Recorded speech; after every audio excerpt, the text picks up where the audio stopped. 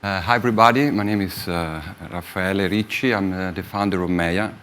First of all, I would like to thank Jimmy for organizing this amazing event and inviting us. And today we're going to speak about the interconnectivity between electronic music, meditation, and inner transformation. I'm very glad to introduce our guest, Satya Hinduja.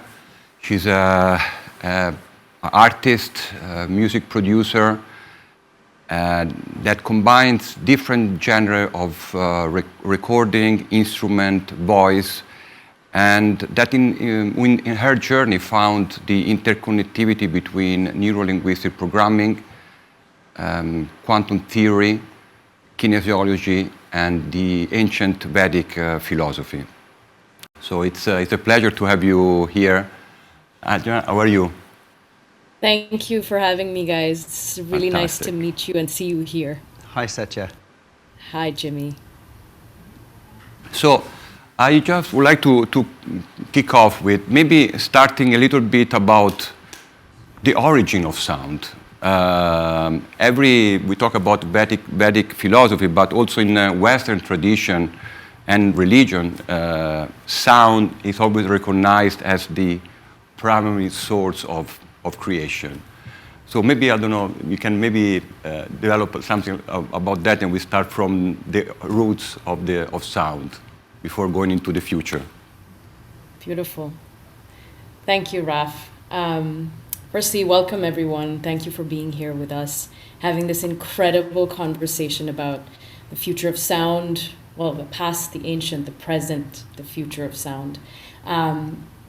I'd like to kind of begin by, just reflecting on what Raff just raised, just with a short story of my own journey and how I was born in India, and traveled all over the world to actually discover through music, through the journey of electronic music, film music, art music, to the essence of resonance, which I called that connects to the roots of the Vedic philosophy, just like Raff said, or even Western philosophy, that sound is actually the birthplace of creation. So everything in life is interconnected to energy, frequency, and vibration.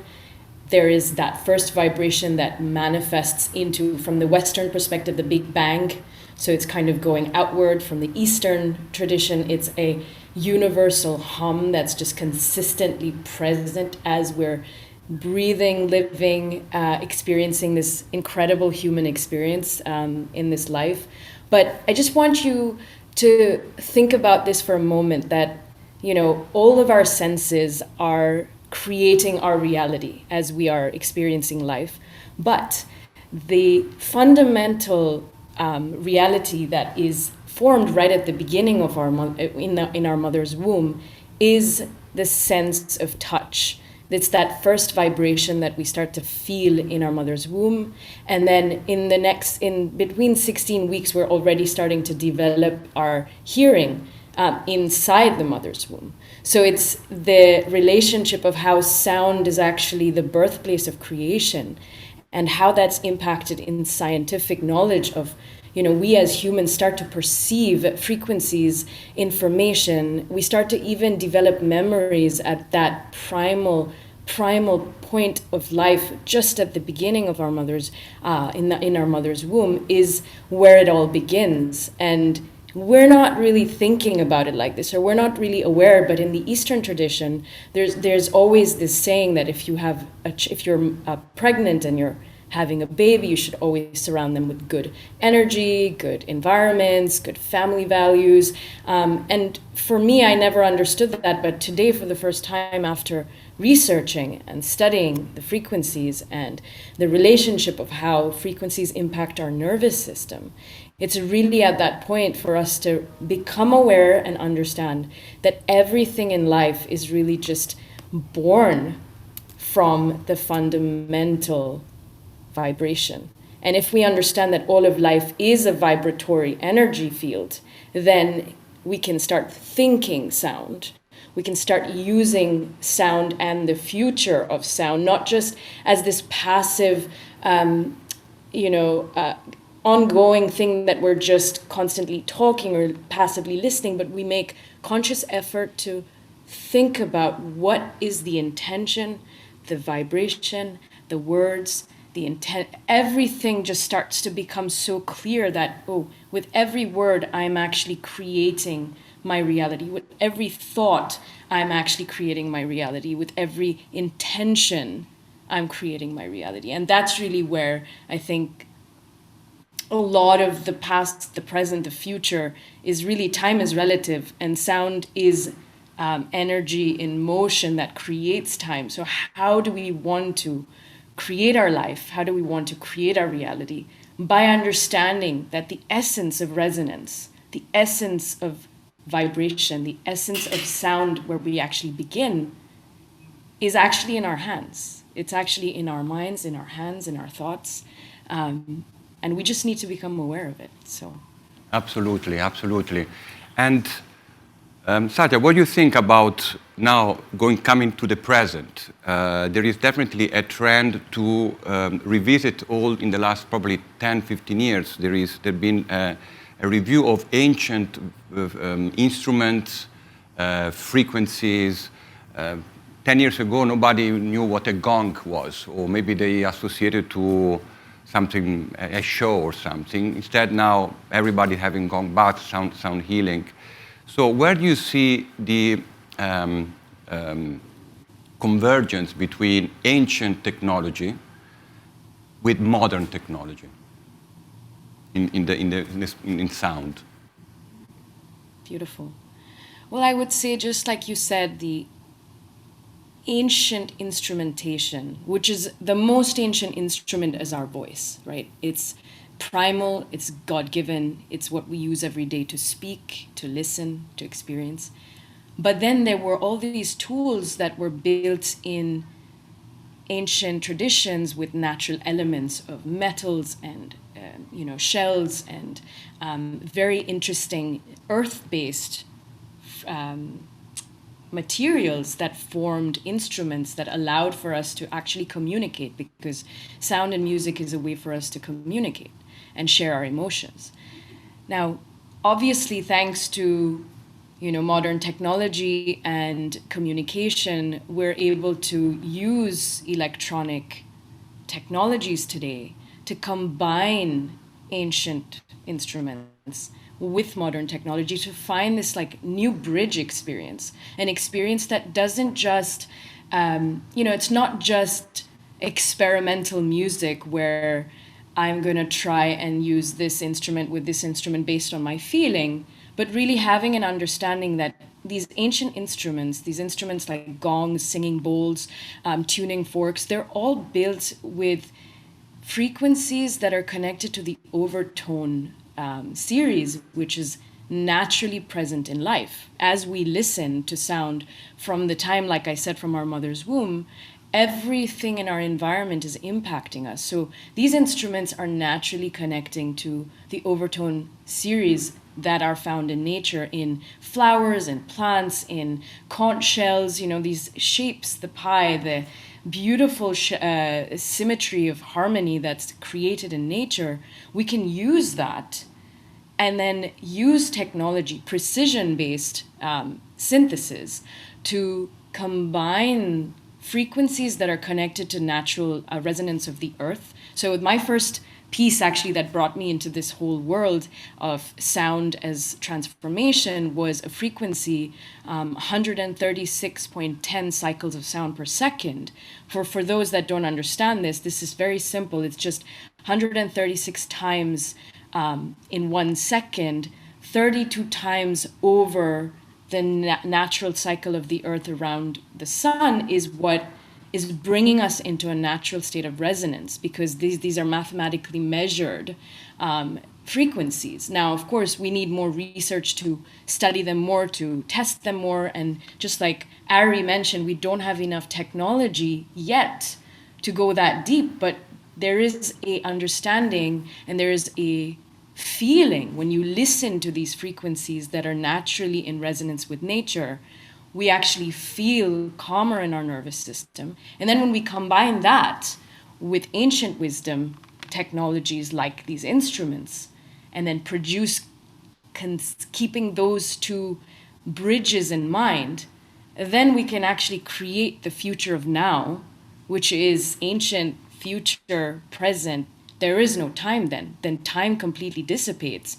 And it is in that moment in time when we enter those spaces and soundscapes of deep listening, we're actually rebuilding our neuronal chemistry, because everybody now in scientific research is seeing that with meditation we're able to change our brain chemistry. Epigenetics is showing if we actually we can reverse traumas by adding positive experiences to our lives. So it for the first time, it's so exciting that music is not just an artistic expression of feeling, which obviously is the most powerful because it is also connected to the divine and the infinite, but we can actually bring the precision of tested frequencies, and ancient instruments that really help change our brain states so that we can actually create an environment of alchemy, of deep transformation for the self and for our communities and overall for our planet, which is hurting today because we are not in resonance with it. Thank you. Going maybe before we talk about the report, it's clear that mental health issues are growing. You mentioned meditation. In the last 2 years, the meditation app have exploded. Most of them are adding music in their offering, and I think that music is becoming a tool to facilitate the practice of meditation because it has the embedded power to bring us to the present moment and to take us to a state of connectedness. Electronic music obviously has been always instead associated to having fun, and I think that the power that electronic music has been undervalued in the last 20 years. Now the form of congregation for young people are either stadium or festival or club. So these moments are becoming moments where electronic music gives people the possibility to stay in the moment and to relax the mind. And I believe that, and that's what we are doing in Meya, we are trying to leverage the entraining power of electronic music combined with ancient technology, frequencies or instruments, and modern technology like brainwave entrainment to help people to go in that called alpha state, a state in which the mind has finally relaxed.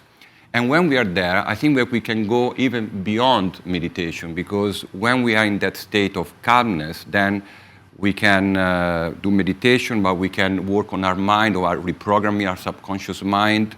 We can work on visualizations. Visualizations are a form of sending a message out to attract.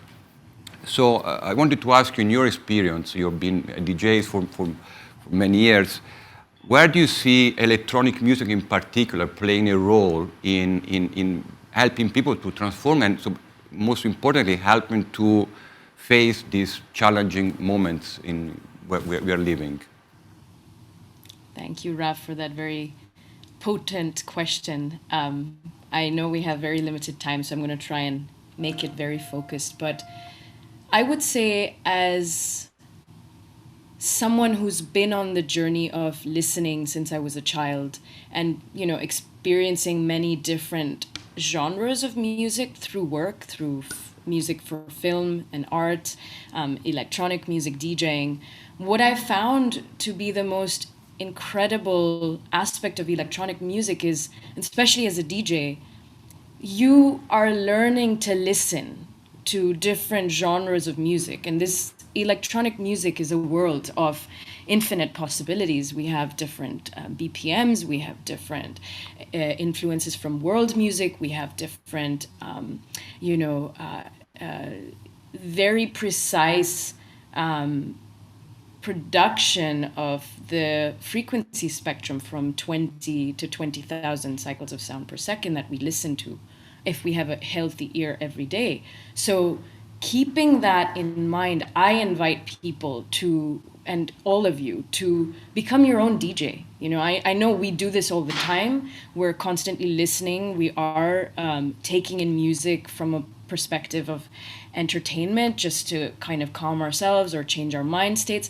But if we start to make DJing a personal journey for ourselves and really take time, just like you would take time to go for a run or you take time to go for a walk, I would take time to explore. And there's incredible platforms out there that you can find music, not just the very commercially available platforms like Spotify, but there's platforms like Bandcamp, there's platforms like Beatport, there's platforms like 22 Tracks that are curating very interesting artists out there, because there's so many voices that have such incredible expressions that if we actually listen to them, we're connecting to their deep intention of health, because it's coming from their inner being, that as listeners, we can actually tap in to the energy of the individual's expression.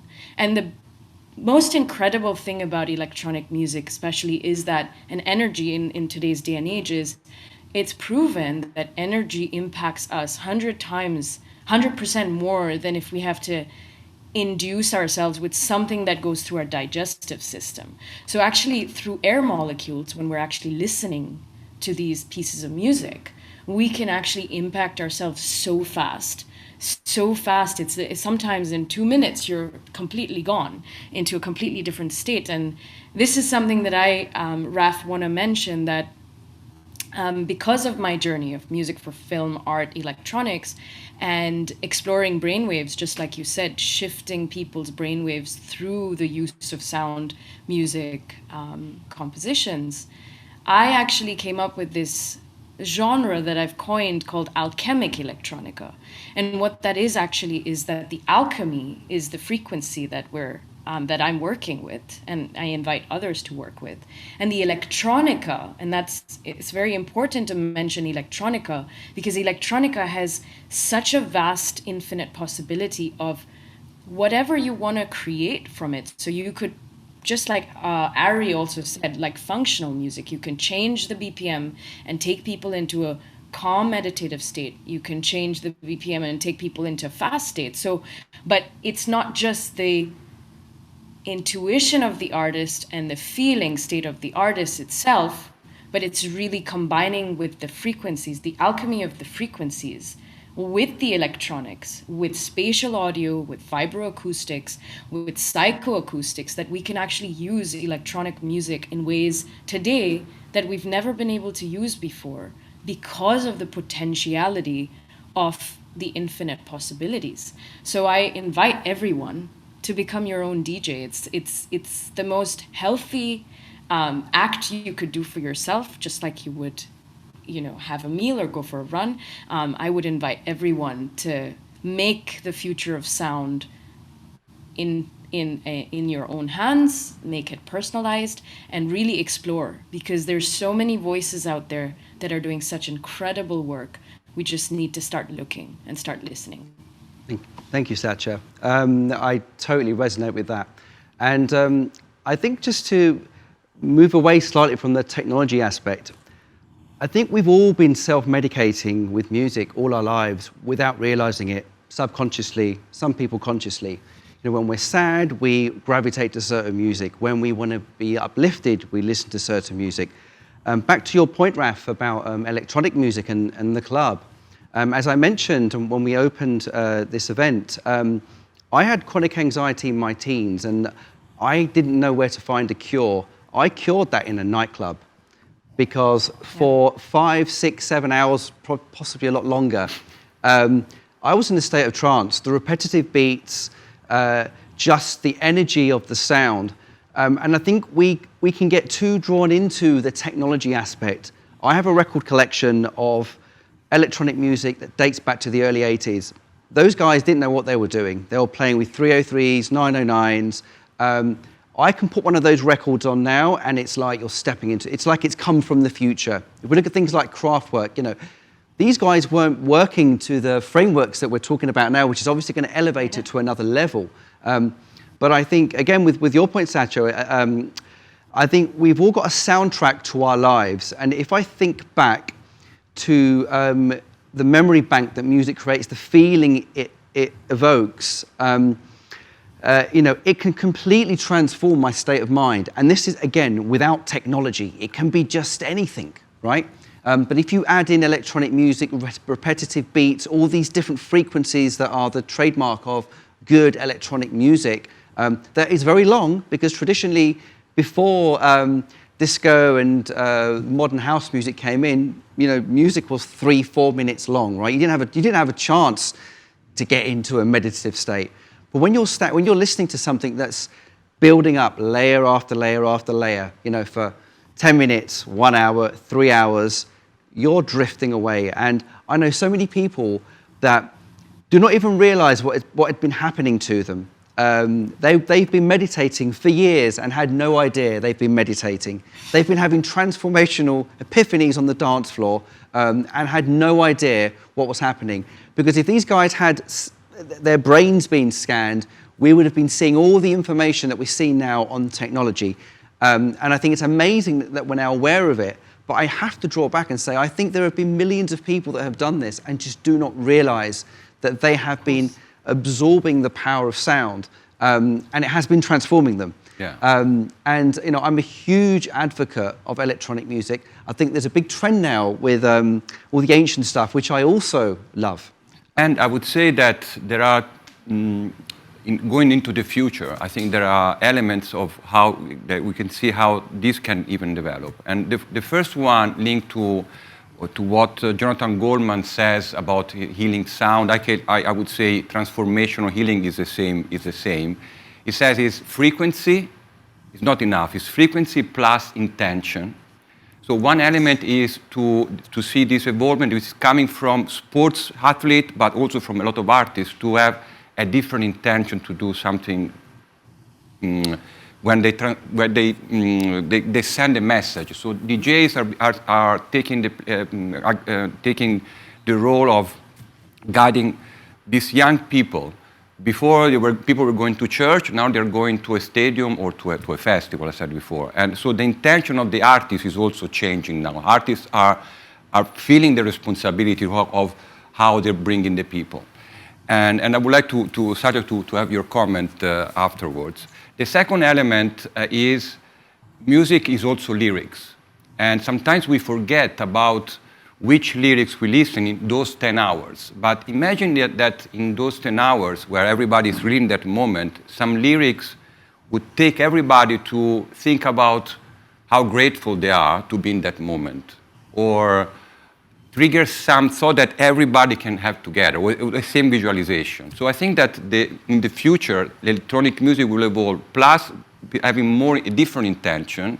So instead of going to Saturday and curing the stress, is doing that consciously. So I'm going to celebrate life instead of reducing stress.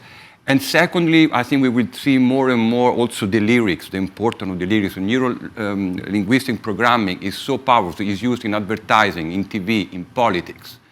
In music, no. And we are subject to people below 30 listen 2 hours a day to music. It's like listening to news in a way. I think it's a really interesting point you raised. And again, I'm going to go back to the past again, because I have a fascination with music, as you all know.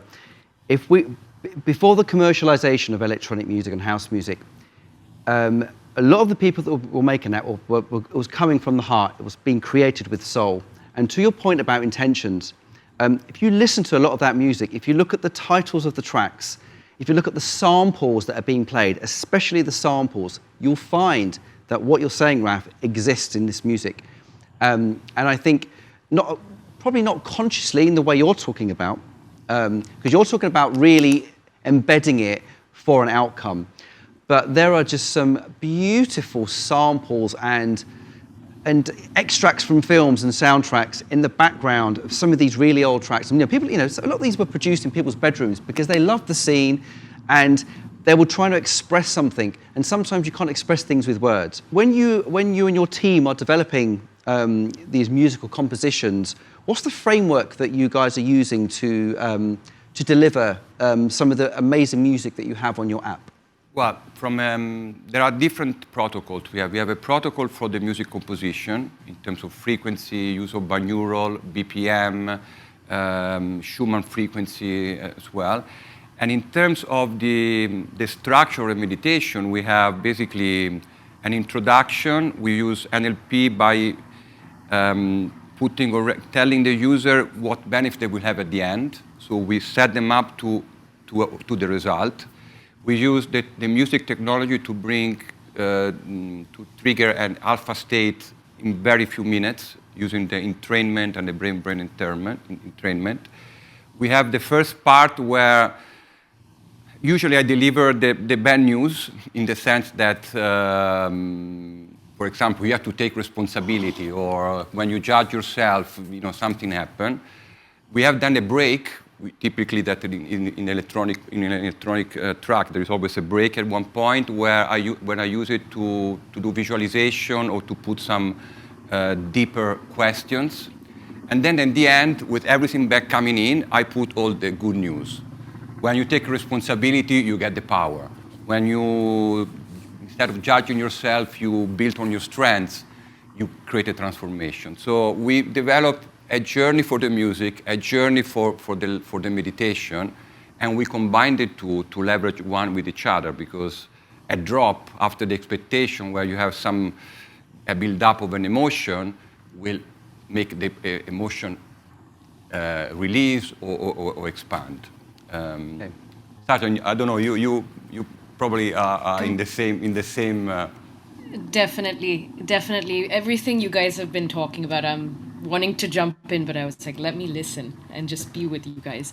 But the journey is so important within a deep listening experience. And to your point, Jimmy, when you spoke about hours and hours of dancing and you know having epiphanies, I've had those. I've had 8 hours of dancing and epiphanies in the dance floor, and it's also the samples that you talk about, unintentionally or intentionally.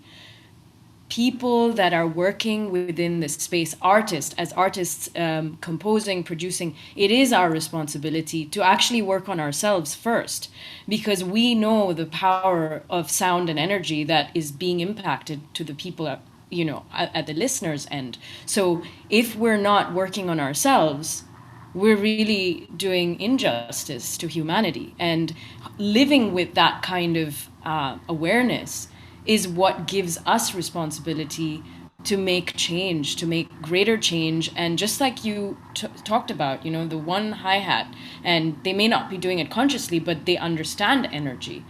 DJs understand energy, and hence it is so important for us as artists to be really living a spiritual life, because without that we can't really. Energy is very powerful, and being Indian and coming from an Indian background of yoga and meditation and the Vedic system, which completely is in alignment with quantum theory, is bringing more and more clarity to us that this is a spiritual life that we are leading, but we're just having a human experience.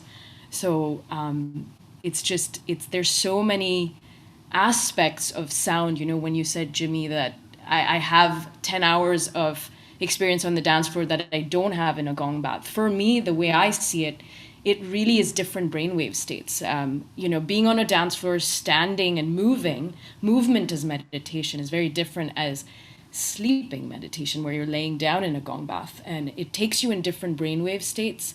It's very much about what you need in the present moment, and there's no right, no wrong. It's just if we start living in this way that sound and music is a tool, if we can integrate it into our lives, have an open mind, integrate all the different possibilities that exist around us, then we're only going to be controlling our evolution of consciousness, because that's really what we're doing with sound and music, is helping ourselves evolve and have epiphanies, just like you said, and meditative experiences. I mean, some people have had a state of complete bliss just with the technology of the speaker system and the combination of the low frequencies to the high that we actually get to feel in electronic music much more potently than we do in any other genre. Thank you. And actually, to prove that, we recently announced two big DJs joining us, and both with really the intention to make electronic music a transformational tool for people. Jamie Jones and Lee Barry just joined us recently to make production where they combine their music and also their experience on how to create those peak moments on the dance floor, but to make it available for everyday life to anyone. And I was really grateful for them on board. Jamie is a meditator himself. He actually started meditation when he was at the top of his career, where the level of stress actually went to the top. He had everything. And at that point, that he started to start meditator. And Lee is a spiritual DJ, where his event were one of the first that wanted to bring a different intention with this melodic music that really make you flow. And the fact that they want to join us to make using electronic music as a functional music to help is a sign that we are going back, because what you said, Jimmy, about music, you're right. I think that all music, the intention was there, and I think it got a little bit lost. No, because you remember 20 years ago, we go to a club, you don't have people walking around all the time, taking the phone. People were there to connect, and then we lost it, and now I think we have.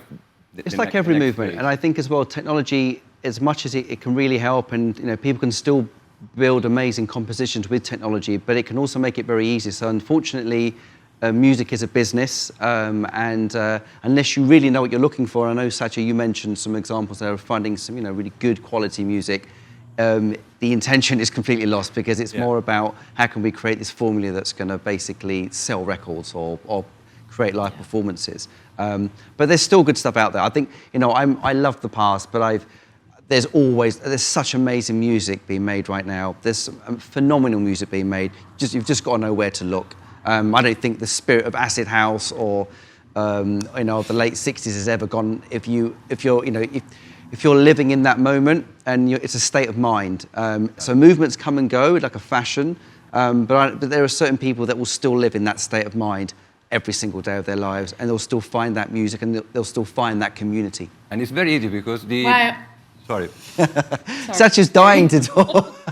Yeah, go ahead, sorry. No, I just wanted to say, Jimmy, to your point, that music is timeless, right? So whatever you're listening to, you can even enter that state of time and that state of mind just by conscious. And that's why it's important to be one's own DJ. Yeah, exactly. And explore different times and different spaces and different genres within electronic music as well, because it just opens up dimensions for your neuronal chemistry. Absolutely. And as you said, there are music that is composed to sell records, and that's the one that lasts for 6 months, 1 year. Yeah. And there are one that come from the heart that after 50 years is still there. Timeless. Exactly.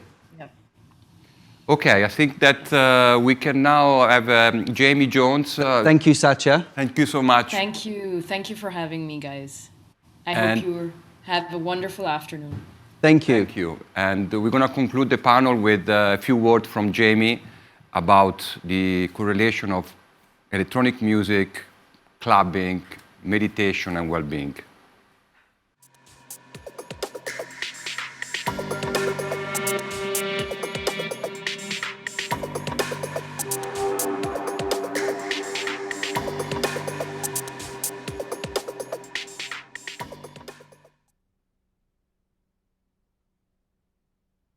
I would say my personal experience in meditation has just been a sort of evolving story from first discovering it when I started to make some life changes several years ago and started to be more conscious about finding ways to